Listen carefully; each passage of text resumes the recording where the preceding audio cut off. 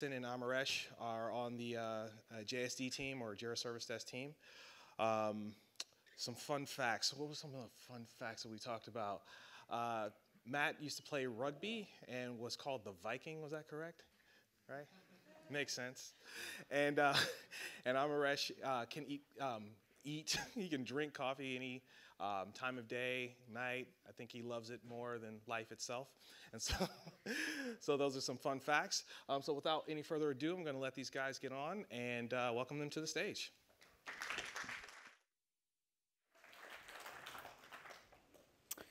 Hey everyone. So over the past few days, we've really spoken a lot about Atlassian's approach to modern IT. Jira Service Desk plays a huge role in that. My name's Amaresh, and today, along with Matt, I'm really excited to talk to you about how you can unlock new opportunities with Jira Service Desk.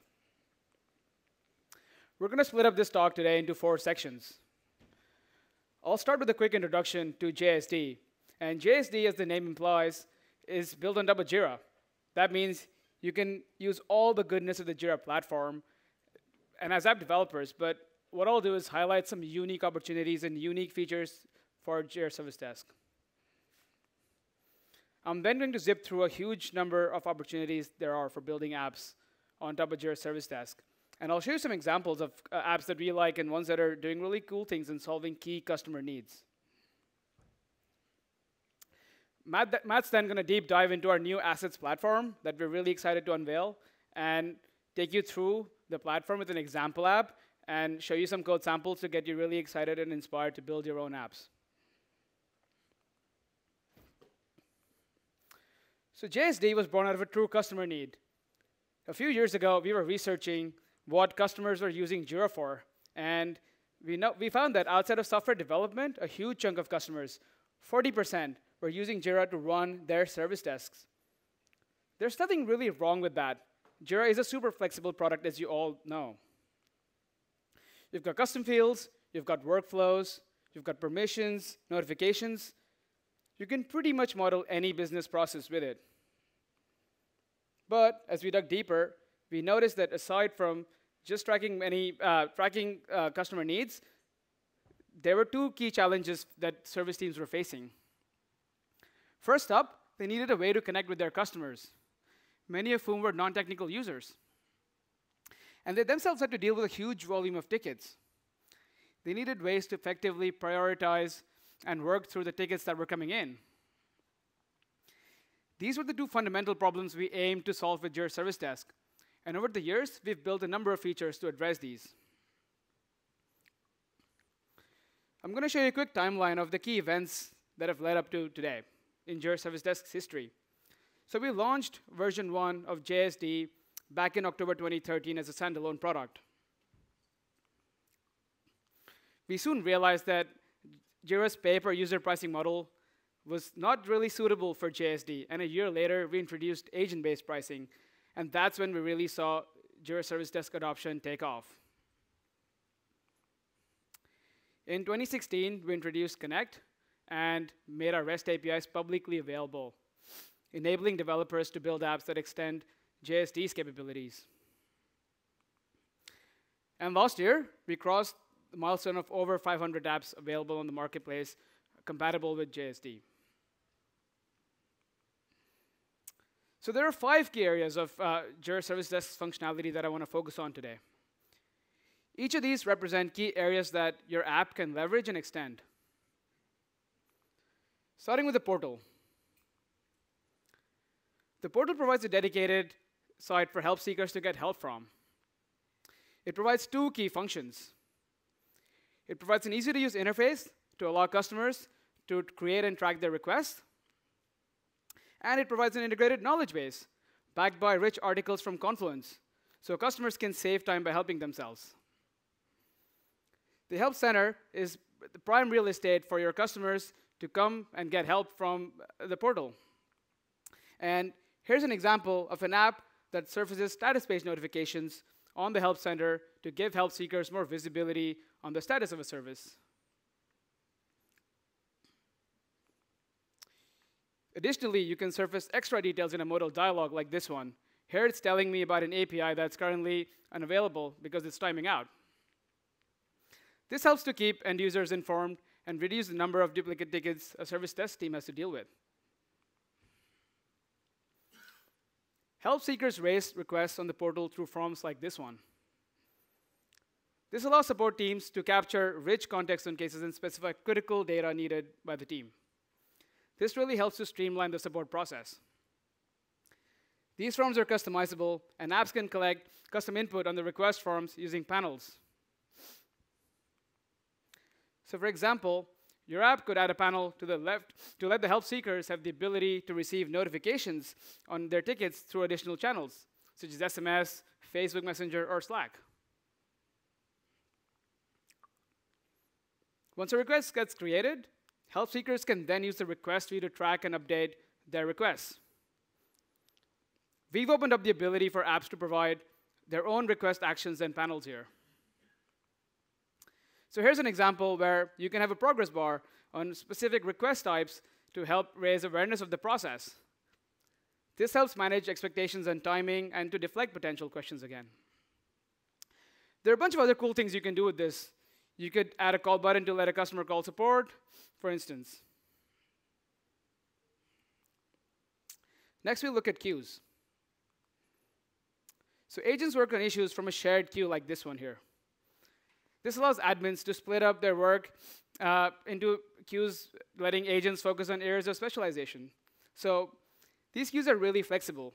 You can define the criteria for which issues display here, the ordering, and even the columns that get displayed. Now, as apps, you can create your own custom queues here, and these are really cool. So you could do things like build a custom queue showing live phone calls or live chats where an agent can answer a call or join an existing chat from within the queue, directly from the queues. Now let's look at the issue view. The issue view is where the majority of an agent's work happens. Here's a sneak peek of the new issue view that we're developing for Jira Service Desk. Apps can plug into this screen using web panels from the Jira platform. This is how Service Desk displays its own SLA panel. Issue panels are an awesome way to provide contextual information about a ticket. Here's an example of an app that allows agents to make and log phone calls to customers directly from within the issue view. Agents can open the glance panel to reveal all the call logs. And they can now make new calls and take notes on those calls directly from within their ticket. Here's another example that displays information about a customer's laptop from an asset management system and provides context to an agent to help resolve the issue faster. Next up, we'll look at reports. Reporting is a core aspect of Jira Service Desk. Now, this is a custom report that our very own IT admin at Atlassian have created, showing a breakdown of tickets based on geographical office. Now, reports like this can be easily created using JQL. However, for more sophisticated reports, we've opened up the reporting UI to developers to build entirely new reports. Here's an example report that proactively identifies and shows you problematic assets, for instance. In this case, we can see that one printer is showing far more service requests than the other ones, indicating that there might be a problem. You can extend this even further by showing all the tickets linked to this individual printer when you click on it. Lastly, we have automation. We've built an automation engine to help teams streamline their workflow by automating manual and repetitive tasks. So the way this works is you first pick the event that triggers the automation rule in the when condition. You can then add one or more conditions in the if box to define which issues are acted on. And then you set the action in the then box that will occur when the condition, if condition is met. So the opportunity in automation for developers is to create custom then actions. So in this example, the then action is to create an incident in VictorOps. What you can do is also provide additional options to further configure the option the action if needed, and this is through an iframe. So that was a really brief introduction to some of the key JSD functionality, but now I want to convince you that your next app should be built for Jira Service Desk. But before I dive in, just a quick show of hands. How many of you are using Jira Service Desk today? Okay, wow, so that's almost the entire room. You're one of over thousands of customers across the globe using Jira Service Desk. It is the fastest growing product at Atlassian. But there's another great milestone I want to share with you today.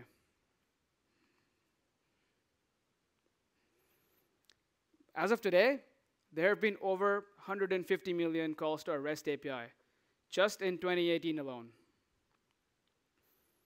Think about that for a second. That's huge. And a good chunk of these calls are going to help our customers run their service desks. Help them do things that make it easier for them to do their job, to be more productive, to have happier customers and employees. So now let's look at some specific opportunities to build high-value apps and integrations for Jira Service Desk. In the interest of time, I'll be zooming through a handful of opportunities that we've identified. So asset tracking is in high demand, and we've heard that time and time again from our customers. Often, in order to resolve tickets, agents need more context. So they need, if a laptop's having issues, they need to know how old it is, what OS it's running, what version it is, when it was last updated, and so on and so forth. In addition, they sometimes want to look up a list of issues that have been tied to that laptop, a history of incidents that may have happened. Then we have reporting. Reporting and dashboarding is another area where our customers are looking to get deeper insights, especially at an exec level. Managers want to get a better understanding of agent workloads and how well the team is handling customer tickets today. Are they getting better over time? How are they dealing with SLAs? How are they dealing with customer satisfaction ratings? Then we have remote access. More and more teams are becoming distributed, and sometimes instead of going back and forth over email, hopping onto a video call or letting an agent initiate a remote desktop session from a ticket lets them resolve issues more quickly.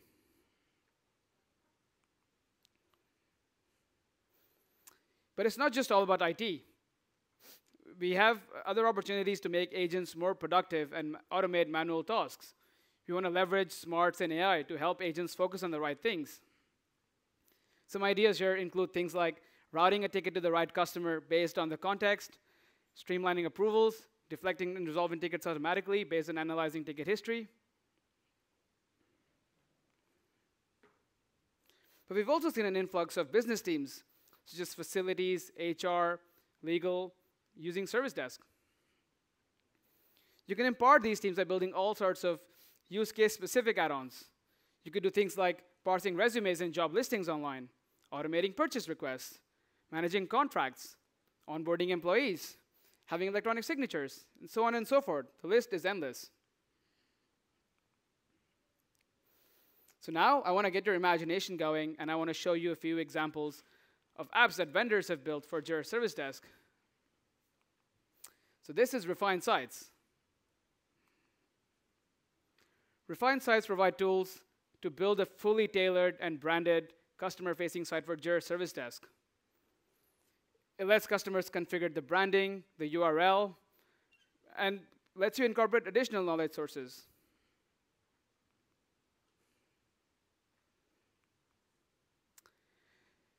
Then we have the Proforma app from ThinkTilt.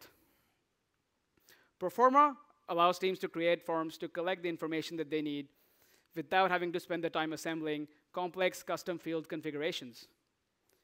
You can have external forms like this one available on the portal and on the issue view. So for instance, here's a form to get approval for attending a conference. And as you can see, this is all embedded on the portal. But you can also have internal forms like this one that are only accessible on the issue view by agents.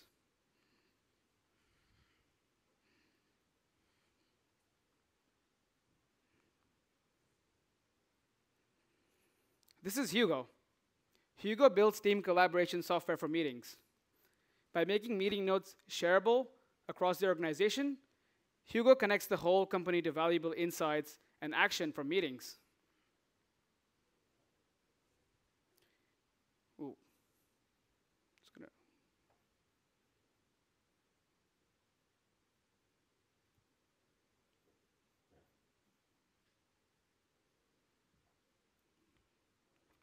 zoom through. Zoom through. Sorry about that.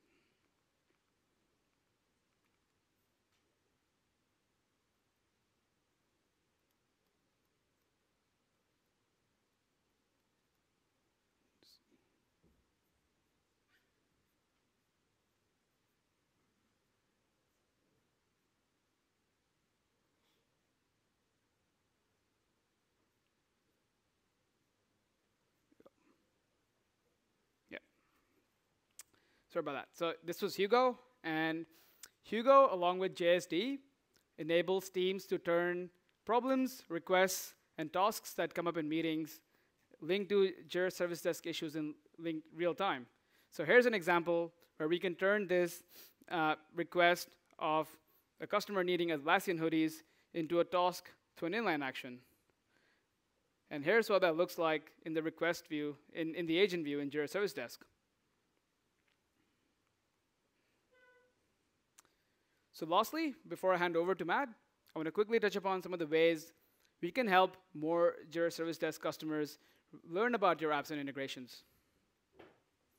So we have a staff picks section in our marketplace where we're constantly looking to showcase the apps that are solving some of the key problems our customers have, especially in the areas I outlined before. In addition to that, we have two other channels. We have a blog where we're constantly looking to add and showcase cool examples, showcase customer stories using Jira Service Desk apps and integrations. And we're also looking to kickstart initiatives to recommend apps to our customers in product, having the right context. So you've heard me talk about the how, and the what and the why, but I'm now going to let Matt talk about the why. I briefly touched upon the new platform we've built for developers to build asset tracking apps, and Matt will now go into a lot more detail into what that means for you. Thanks. Thanks, Amaresh. We're going to switch this talk around a little bit now. We're going to change pace a little bit. So I just want everyone to take a bit of a deep breath because we're up here, we're talking about high-level concepts, abstract. We're going to start zooming down now, zooming right down to some code. And I promise you by the end of the slides, you'll be experts in writing with this new assets API and using the example app that I'm about to show you. So we're ready? We're ready to go deep? Ready to go down? All right. But we'll go down carefully. We're going to start with a simple question, but one with a very, very complicated answer. What is an asset? And when we talk about an asset, we talk about something that adds value or has value in your organization or adds context to a ticket inside your organization. So it could be a computer, it could be a component within a computer, it could be a collection of components, something more complicated like a bus in that example, or it could even just be a virtual service in your organization. And we think about assets adding context to a ticket, and that's what the asset platform does. So to use the asset platform, we've defined 3 different core integration patterns. The first one is an integration pattern called integrate, and that is when you have an asset repository outside of Jira and you're bringing that information into Jira to create context on your tickets. I'll go into that in a little bit more detail. And the second integration pattern is called vertical, where you supply a complete asset tracking system inside Jira without the need of an external repository. The third one is a horizontal. That's when you provide augmentation or some kind of extended experience on top of assets created by another type of add-on. So I'm going to go through each one of these in a bit more detail. First one.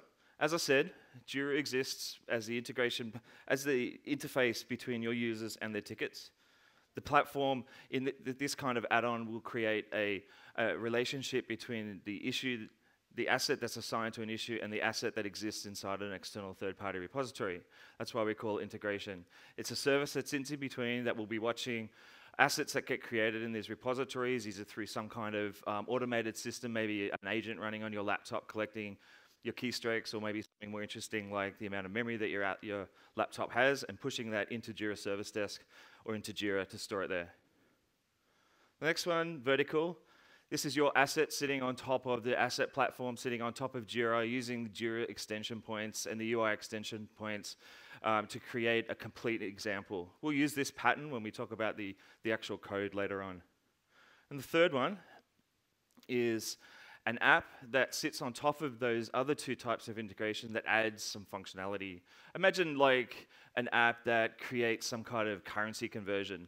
You don't necessarily want to implement that across all apps, but it could be really cool to have an app reading a currency value from an asset and providing it in multiple different currencies, or calculating depreciation, or generating barcodes that only apply to certain asset types. It sits on top of the assets created by other apps. It doesn't create assets itself, it just uses ones that are already there. So that's the integration pattern. We're going to go another level deeper now. We're going to start talking about the API. I want to make sure you guys are ready. I'm going to talk about APIs here. So there's three main sections of the APIs. There's the asset API, which we create, update, delete, retrieve assets. There's the typing API, which is similar, has create, retrieve, update, and delete on the typing information. And then the search API. A simple way to search through all of your assets to find assets based on issue key or on information that's stored in the asset. So this is an asset.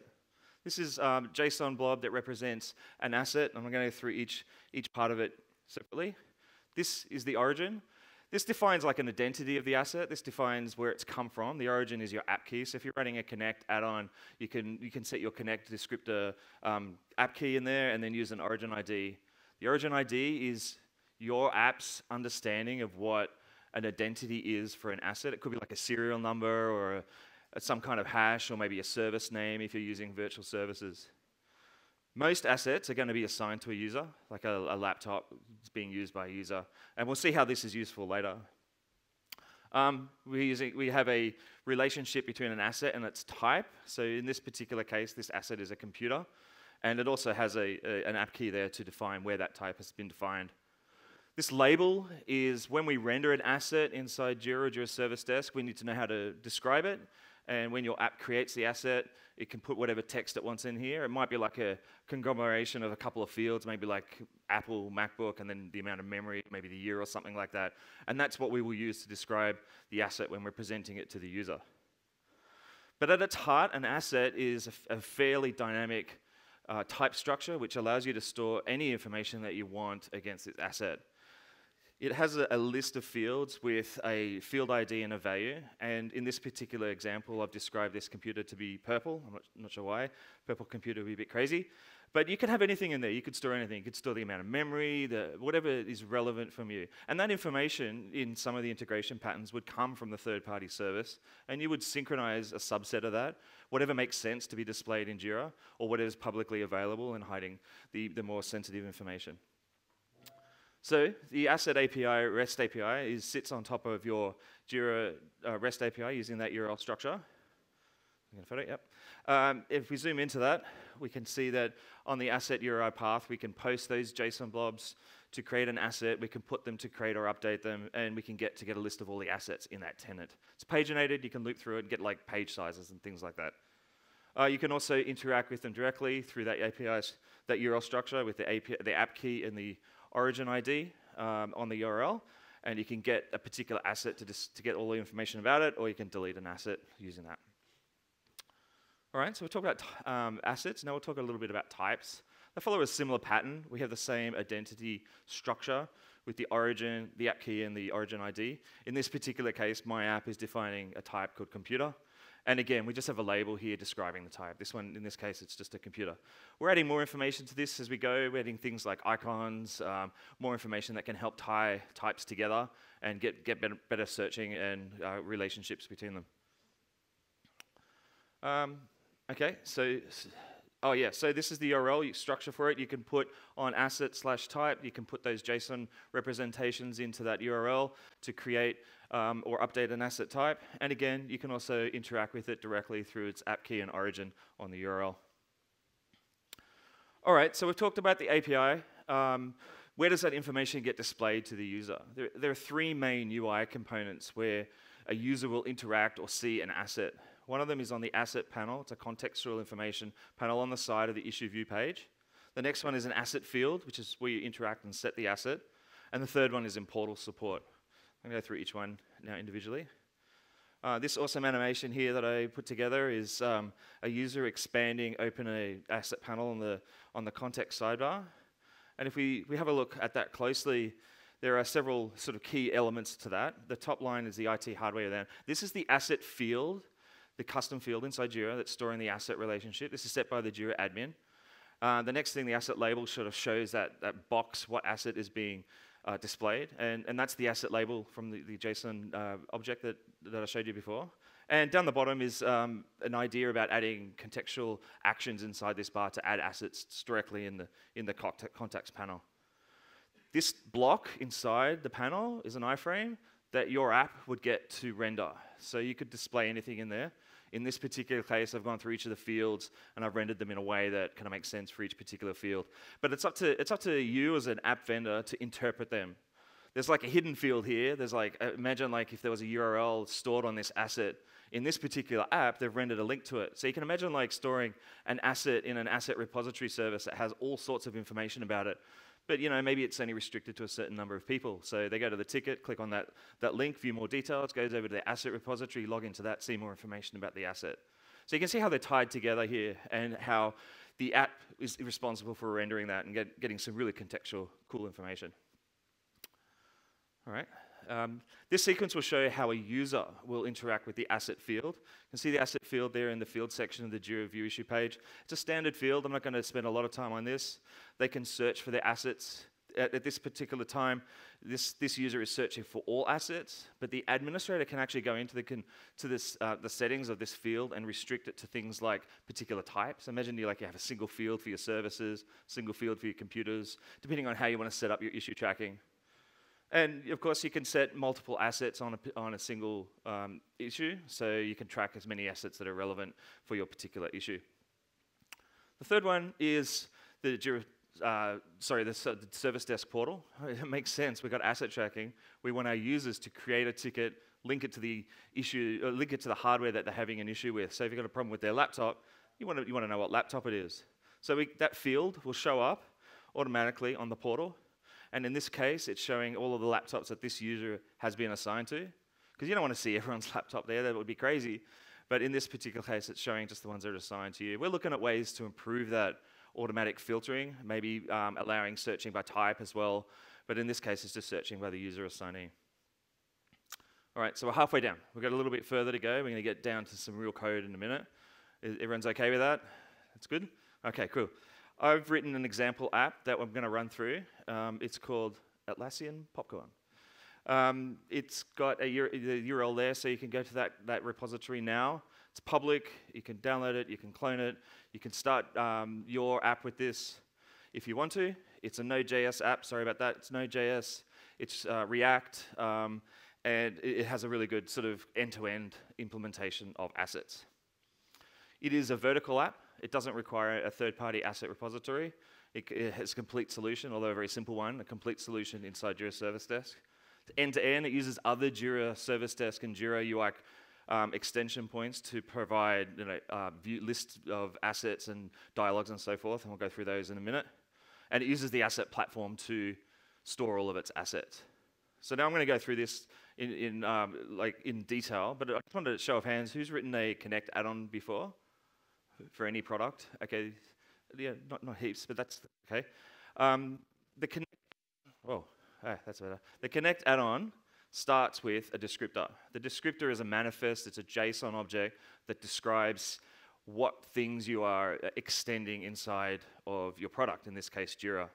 I'm not going to go into a lot of detail. This is a really complicated topic, but I'm going to highlight a few areas that I think are relevant. The first one is the authentication. When I define an authentication setting in my Connect add-on, I'm telling Jira that I'm going to make calls back into the product either on behalf of another user or as already pre-authenticated user. And that allows me to make calls that are defined within a particular scope. In this particular case, my add-on can read and it can delete content. I don't really need delete content in this example, but I just wanted it there for completion. But the real heart of this descriptor is the modules. The modules describe what in Jira I'm going to be modifying. We have 3 modules, and I'm going to run through each one of them in detail. The first module is a Jira project page module. The second one is the asset panel on the sidebar. And the third one is a dialog that allows the user interaction on these assets. And I'm going to go through exactly how you configure each one of them. Firstly, this is the Popcorn asset list page. It is a Jira project page. It has a menu bar on the sidebar. It shows up in the project context. That entire content window is for yours to render. It's an iframe. And everything that's come back inside that is being rendered by my app, my example app. In this case, we're just listing off all of the assets that this tenant knows about. And it has a menu so you can interact with it. So how do you define this? It's actually quite easy. Here is the Atlassian Connect descriptor in the modules section describing the Jira project pages. There's only a few elements to here that are relevant. The URL. This is the URL that Jira will call when it wants to render that iframe. So it needs to know what to put in that iframe. So it makes a call to the popcorn / popcorn URL. And whatever I return back, it's going to put in that iframe. We also have an icon to describe the popcorn link in the navigation. We have the name, so that's what text gets shown in there. And we have a key just to make it unique. So the basic flow of this page is when the page loads and the URL gets called, the iframe starts to get populated. The logic inside that server will make a REST call back to Jira, collect all of the assets using the search or the pagination API. And it will open a dialog if someone clicks open or edit on that menu that I showed you. I'll show you a more detailed example of the dialog when we get to the dialog section. But suffice to say, basically, when you click edit, it's going to open the dialog and you're going to be able to edit the asset. And then you can use the REST API to also delete or update your edits from that page when requested. So that's the main page. The second one is the asset panel. This is what I showed you before. We want to render information about the asset in the context of the issue view. So we're going to do the same thing. We're going to define an asset panel, which is going to have a URL. But in this case, we've got some context information on that URL. And that's going to tell our panel what asset to render. Again, we have a name. In this case, we'll call it popcorn. And we have a key just to make it unique in our module descriptor. So the basic logic is acquire the asset context from the URL. We're going to get the app key and the origin ID. We're going to make a call back into Jira to load the asset. So we're going to use ap.requests. You'd see this if you've written a connect add-on. And that's going to use the JWT authenticated connection back to Jira to load up all of the asset, or load this particular asset, to allow you to do something with it, in this case, render it. But you could also do something else. Now you've got the asset, origin ID, and serial number. You could make a call somewhere else to get more information. Maybe look it up in a separate asset repository to get a combination of information from multiple sources. It's really quite cool that you can do that. So finally, we've got the dialog. It's kind of the glue that holds everything together. This dialog, in this particular case, allows us to edit and create assets. The highlighted area is an iframe, which you get to render. And this is how you create one. It's really the same pattern, right? We're seeing a pattern here. Firstly, we have a URL. When that dialog gets called /dialog, the HTTP request comes along, and we return back a HTML form. We have some options around the dialogues. In this case, we're just setting the heading, but you can do other things like turn the Chrome off and things like that. In this case, we have a key, but this time it's actually quite useful. Because when we're on our list of pages, we want to be able to open that dialog when we want to edit it, for example. We do that using this kind of code. This code uses the dialog component, which is included into our code like this. We have a function here that refers to it. Now we have this dialog.create method that we can call. And you can see that we're using the key that we use to define the dialog. We're passing in a custom header, because in this case we want to edit. We're also passing in custom data. This custom data is critical because it tells the dialog what mode to run in. In this case, we're running in the edit mode. We have an asset, so we update all the fields and we set all the values and stuff like that. And it also means that when we close the dialog, we know that we need to update it instead of creating it. So the basic flow of a dialog is to acquire the asset context from the passed-in custom data. So we look at the mode and we look if there's an asset object there to determine if we're editing or creating. Then we use AtlasKit to render that form. So all of those form elements that you saw in that screenshot are from AtlasKit, and you can see that in the example code. Then we use the REST API to save or create the asset when the user submits the form or ignore it when they hit cancel. All right, so let me recap on our talk. Amaresh has talked to you about an introduction to JSD, giving some really high-level concepts around Jira Service Desk, give you a great history of it. He talked about why now is a great reason to work on Jira Service Desk and Jira add-ons. And I went through the asset platform, gave you an introduction to it, and hopefully didn't go down too quickly into the details. With the example app here, I showed you really basically how that kind of fits all together to come up with a solution. And I'm going to put the URL back up again, so you can have a look at that there for the example app, and also for the URL to go.atlassian.com to sign up for the assets platform beta release. Thank you.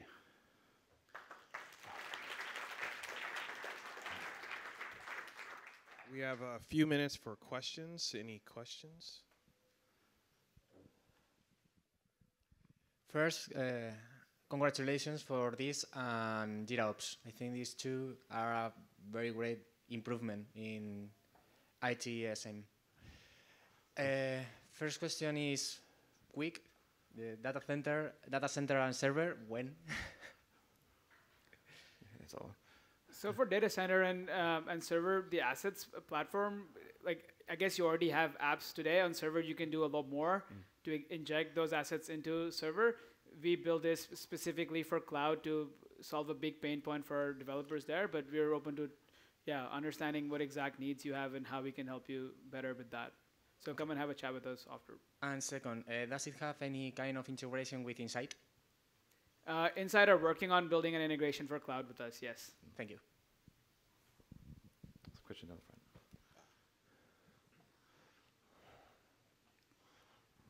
So we actually just asked one of them, but I had one question. In the asset panel module, you had the context, asset context in the URL. Yep. Is there where can you find a documentation for what context you can require? Yep. So the asset context that you're referring to on the URL, that was the asset.appkey, asset.origin.id. Yeah. So this is available if you sign up for that link that I put up at the end there. Yeah, this one here. So if you go to atlassian.com/assets, you can sign up for the beta release. So it's not publicly available yet, but if you sign up, you can get all that information. Yeah. I think there's people moving at the back. It's a bit hard to see with the lights. Very bright.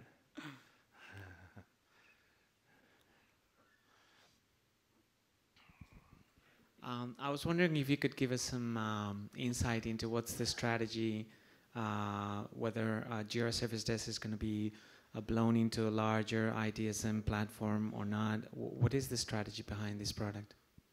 Well, I think the strategy for Atlassian is to go deeper and invest more in IT, and Jira Service Desk is a really key part of that.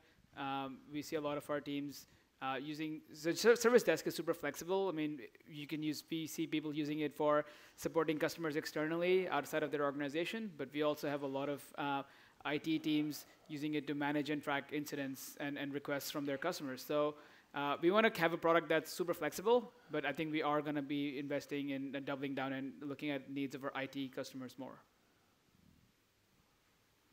Maybe just one further comment. Are you supporting ITIL as part of your strategy with this product? Jira Service Desk is ITIL certified. So yes, we are already ITIL certified, and out of the box, like the templates that we provide for the ITSM project types will have the ITIL relevant concepts to ITIL already supported out of the box.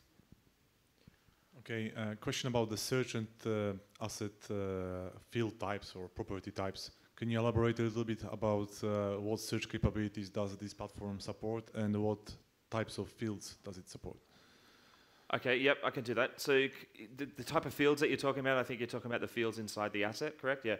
So we have no typing on those. Hello. Oh yeah. We have no typing on those fields at this point, so it's basically just a key value pair. So whatever you store in that JSON value, you can store whatever you like. We don't interpret any of that anywhere, so the only code that is rendering or understanding that field is in the app. So if you want to encode something, store it in there, you can do that. And what was the other, sorry, what was the second part of the question? Search, that's right. Okay, so currently when you search, you're searching on all field values. So if you type in, if you have like Apple MacBook as a field to say what brand it is, and you search for MacBook, then it will find it. It's a fairly basic searching, and it's really there to facilitate the UI component to find the assets in both the portal and in the field. So there's searching in that regard. There's searching in the other aspect of it, from things like finding issues that have links to an asset. It's the other kind of searching that we support. And that is, I believe that the assets are still fully JQL integrated, so you can find assets through JQL searches. One more thing to add to that is that when you're specifying asset types, we now have field configuration. So for that custom field, the Jira admin can actually go and specify saying, hey, for this field, this is a laptop field, for instance, only show me assets of the type laptop. So it would only filter out the types that you specify, and you can have multiple types supported there. Awesome. Well, that's our time. Cool. You guys can ask questions maybe in the hallway if you got more, if you have some specialized questions. But please fill out the survey and let us know how we did. And thank you for joining us. And another round of applause for these great guys.